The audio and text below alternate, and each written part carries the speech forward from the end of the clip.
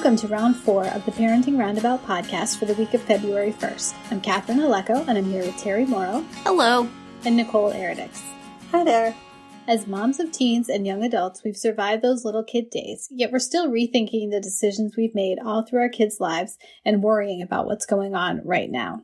Today's Thursday, which means it's time to give into our obsessing. And today we're obsessing about our wild, mostly screen-free childhoods. So a couple weeks ago, the New York Times published this story called Children's Screen Time Soars in the Pandemic, Alarming Parents and Researchers.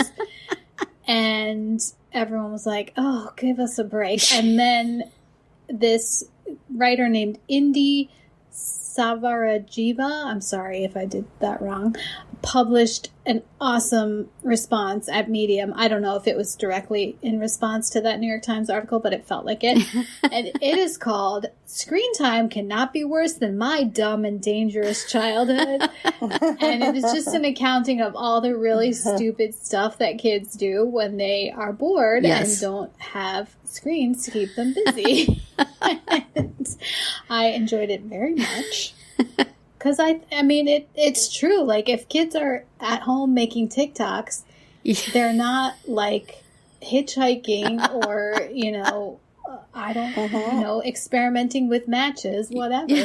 So, that's the point he was making in this piece. So then we thought, well, when we were kids, did we do this kind of dumb stuff? Not that much. I mean, there was definitely a lot of, like, riding bikes all over the place, parents not knowing where you were, crashing said bike and having to like limp home with gravel stuck to your knee. And we used to have this big deck on the back of our house, and part of it was over the lawn, but part of it was over, it was like a carport, like cars could park under it, so there was like cement below it.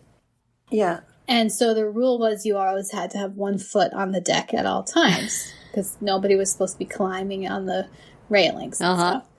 Oh, okay.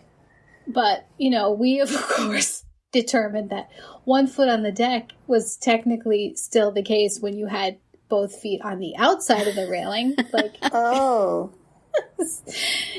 circling the deck from the outside and able to, plummet like 20 feet at any time.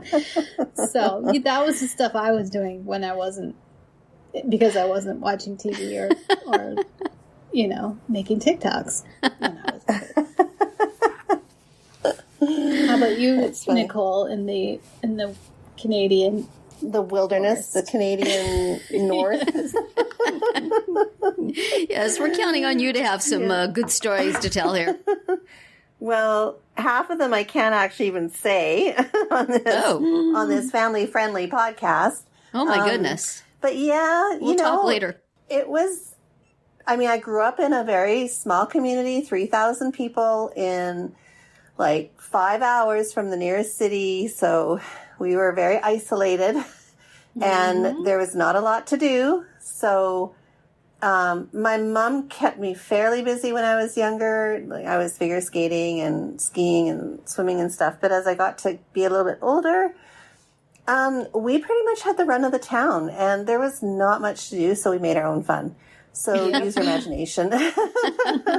We just, we're a pack of teenagers that just roamed the town from morning till night, and just,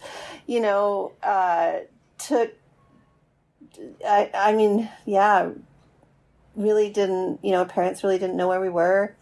Sometimes we would hop in the back of somebody's pickup and drive like way out on a dirt road somewhere and stay for the night. And there were no cell phones in that time, obviously. So, and of course we wouldn't get up to much good out there. I can't believe half the stuff that we did that we didn't get caught for, but then again, we knew the town police officer and he knew our families. So I remember this one time we got picked up and put into the back of the police car, And the police officer was just like, I know that you're good students and I know your parents and I trust this is never going to happen again. And so we're like, yep, you're right. Not going to happen until next weekend. And then we piled out. But see, because like the funny thing was, you know, by day I was like this, I was a good student. I did well in school. I, you know, babysat. I held jobs. But in my free time, just because we were so bored, we caused a big ruckus. I mean, we would, yeah. Like I said, a lot of things I can't really mention because it wouldn't be very appropriate. But yeah, just definitely a lot of, you know, wild We used stuff, to drive around to, like, look at a map, pick out a small town that had a funny name, and drive there and drive back. Like, yeah, that's it. Yeah. That was it. I mean, I remember one time, I mean, we would, like, just silly things too. We would sneak out of my friend's house at night and walk, you know, 2 miles out of town in the dark to the cemetery because we just wanted to go visit the cemetery at night. Like, just things like that. Or we would go to the, I don't know, there was a shooting range. And so we would go out there even though we were too young. But my friend, her dad had hunting guns in his house that we would take. Oh my goodness. Go on. Like, just, I mean, but that was just, you know, it was the 70s and we were kids in a small mining town. And you were bored. And we were bored. And it was a very, you know, it was a mining town. It was a mining community. I mean, these miners are like, they're tough people, man. They are like, you know, they are a tough lot and hardy lot. They're always, they're definitely a different breed. So, and honestly, I have nothing but fond memories of my time there because it kind of really, like, I feel like, you know, I did do a lot with my teen years. I was able to experience a lot of stuff, but yeah. And of course, I mean, a lot of it, you know, a lot of it too, the fact that I'm still living is just by simple luck. And I mean, I think I've told you I would go and, you know, visit my boyfriend at his house, and they lived on the other side of town, which in reality was probably like 1.5 miles. And I would have to be home by midnight, so I would leave his house at like probably 11:40, and I'd walk by myself home like at 11:40 at night. And half of that trek home was on a trail through the forest that, like, there was no houses, nothing. It was literally through a forested trail, and I'd be walking, and I didn't have any lights because I didn't, you know, didn't carry a flashlight or anything. So yeah, I would do that at least 2 or 3 times a week. So that in itself was crazy that I did that. So yeah, I don't know if my kids have had that kind of growing up experience that I know of. And I would much prefer them to be sitting at home on their phones than to live the way I did. Right. Oh man, my childhood seems really boring now. I was somewhat hampered by the fact that I was an only child, and I was my mother's project. And so I, you know, had eyes on me quite a lot of the time. Mm-hmm. And I was really not that daring. But I mean, I did stuff that nowadays we would think you wouldn't want a kid to do. Like, you know, my friends lived a few blocks away, and it was no big deal to walk there. But I probably wouldn't let my kids walk that far now by themselves. And I don't know. I also, as when I was in high school, my dad said he knew a lot of people in town and he had people watching me everywhere I went, so I better behave. And I believed him. I mostly believed him, so I didn't get into too much trouble. I remember one time I went on a date and we were sitting out in front of the house for a little bit afterwards, and my mother yelled out the front door, "Terry, get in here right now!" So I wasn't able to get away with much. Maybe we were stupid for being within eyesight, but I don't know. I was pretty sheltered, but things just like, I was just thinking about sealing wax was a thing when I was a kid, which you had to light with a match and then melt hot wax onto a piece of paper. What could go wrong? But this was something that you just had in your room. It was no big deal. And, I had a wood burning set at one point where I don't know where I got wood. It's not like we had something, we could cut something down in the back, but, I would like write my name on a piece of wood with this, hot piece of metal. Who thought that was a good idea? Right. Things that now we would say were way too dangerous for children. Just sit down in front of that screen, honey. Right. If there had been screens, I totally would have been. I mean, I remember coming home from elementary school for lunch and watching soap operas with my mom and dad, because my dad also came home for lunch to watch soap operas. So we were kind of a screen family. But there's some good family time. Watching your stories together. Lunch and As the World Turns, those Hugheses. Yeah. When you don't have screens, you get in that kind of trouble. Look at them.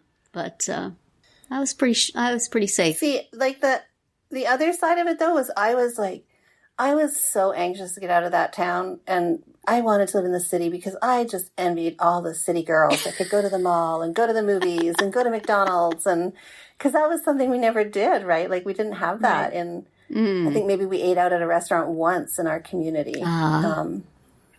It was so, and all our clothes were ordered through the catalog, the Sears catalog, and we did not have any kind of flair or flounce in our step.